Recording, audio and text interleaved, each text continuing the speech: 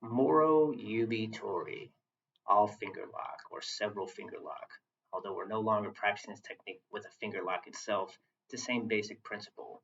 The traditional okazaki technique, you're locking the fingers and elbow to use a come along to move someone from the spot that they're in. It's the same basic idea, but we simplified the motion, taking out some of the fine motor skills.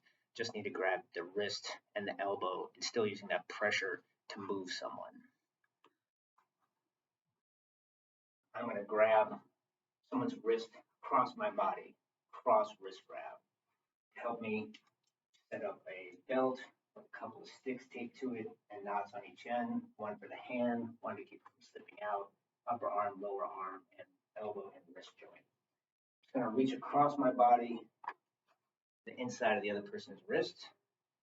My other arm is coming up behind the elbow, stepping to the outside and putting pressure, counter pressure, pulling the wrist towards me, pushing on the elbow underneath.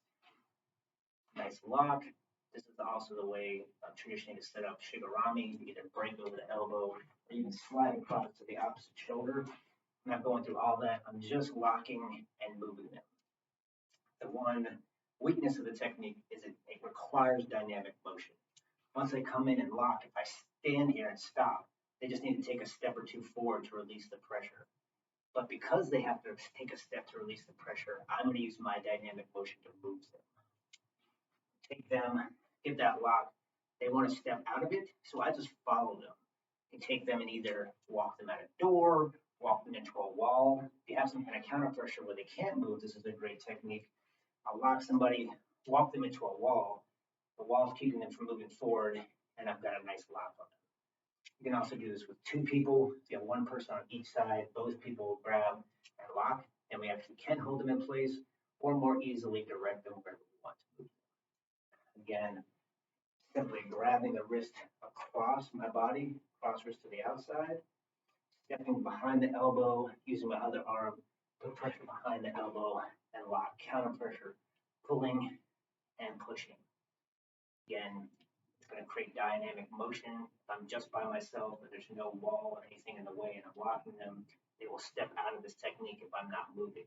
Because I know they're going to move, I'm just going to follow their movement and direct them to wherever I'm trying to take them. Variation. The fingers are involved. I don't actually need to grab the fingers as much, but I am going to kind of grab the back of the hand. Someone's hands are down. I just simply walk up and cup the hand with my outside hand. I'm walking towards you, we're facing each other. Your hand on this side, if it's your right hand, my left hand is going to come up and just cup your hand. Cupping the hand, I'm going to reach across my body and grab the back of the elbow to create counter pressure. So I pull the elbow forward as I'm pushing the hand backwards. This is the part that people often miss.